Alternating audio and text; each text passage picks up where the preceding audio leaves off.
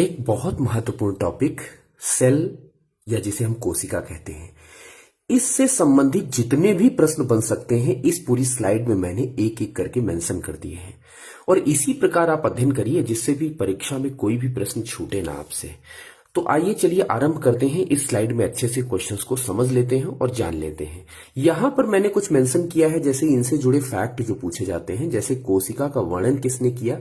1655 ईस्वी में हुक के द्वारा किया गया था। बैक्टीरिया की खोज 1674 में एंटोनी वॉन लीवेनहॉक के द्वारा की गई थी।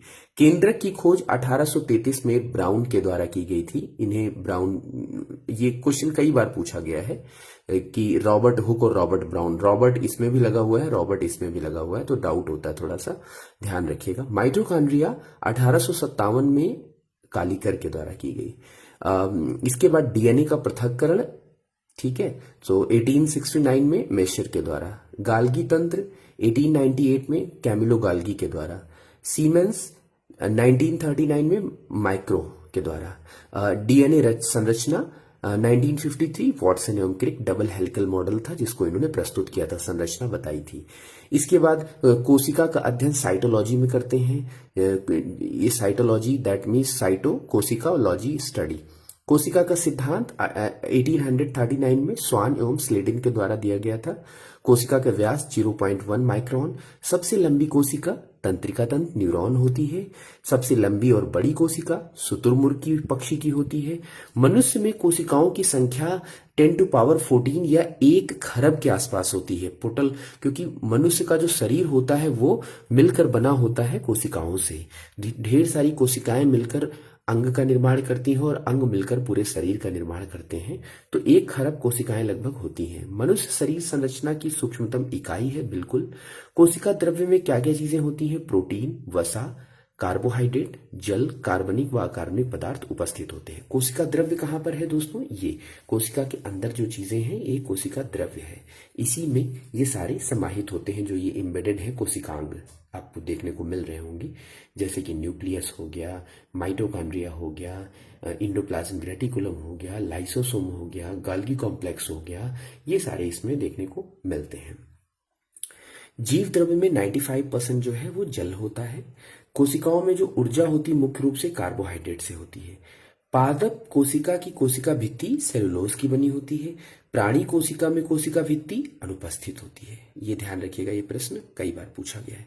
कोशिका विभाजन समसूत्री विभाजन, अर्धसूत्री और असूत्री विभाजन, यानी इंग्लिश में कहते हैं माइटोसिस, मियोसिस एंड एमाइटोसिस।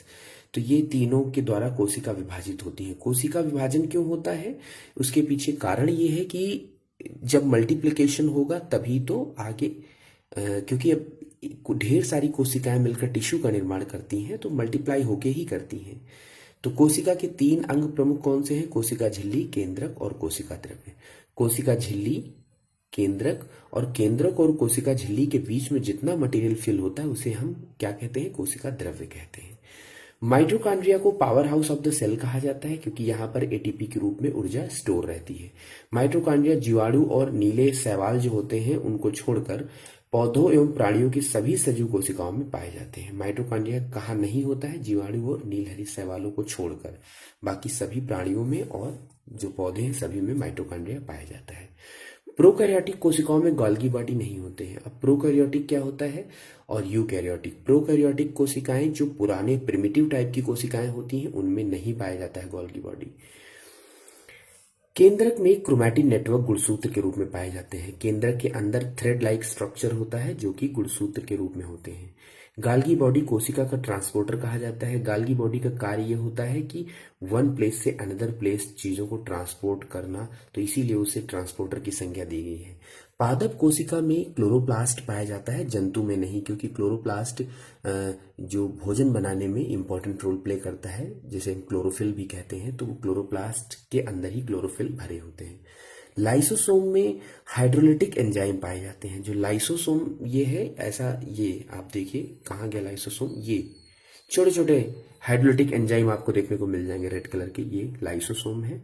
इनके अंदर हाइड्रोलिटिक एंजाइम देखने को मिल जाएंगे। हाइड्रोलिटिक एंजाइम दोस्तों क्या होते हैं? ये डाइजेस्टिव एंजाइम होते हैं, एक तरह के चीजों को गला देते हैं। तो हाइड्रोलिटिक हाइड्रोलाइज कर देते हैं, इसीलिए उसमें हाइड्रोलिटिक एंजाइम पाए जाते हैं। राइबोसोम के इसीलिए राइबोसोम को प्रोटीन की फैक्ट्री कहा जाता है, क्योंकि राइबोसोम प्रोटीन बनाने में मदद करता है। राइबोसोम के चारों ओर आरएनए पाया जाता है जो प्रोटीन संश्लेषण करता है। कच्चे फल में क्लोरोप्लास्ट और पके फल में क्रोमोप्लास्ट पाया जाता है, दोनों को ये पॉइंट याद रखिएगा। इसके बाद वैक्यूल में द्रव्य रूपी तरल पदार्थ भरा होता है जिसे सेल सैप कहते हैं। वैक्यूल, क्योंकि वैक्यूल जो है प्लांट सेल में पाई जाती है, उसमें सेल सैप भरा होता है। एंथोसाइनिन वर्णक की रिक्तिका उपस्थित होने के कारण फूलों व फलों में विभिन्न रंग उत्पन्न होते हैं। एंथोसाइनिन वर्णक की रिक्तिका यानी एंथोसाइनिन की वैक्यूल्स होती हैं जो पौधों में पाई जाती हैं, जिससे अलग अलग रंग फलों में देखने को मिलते हैं।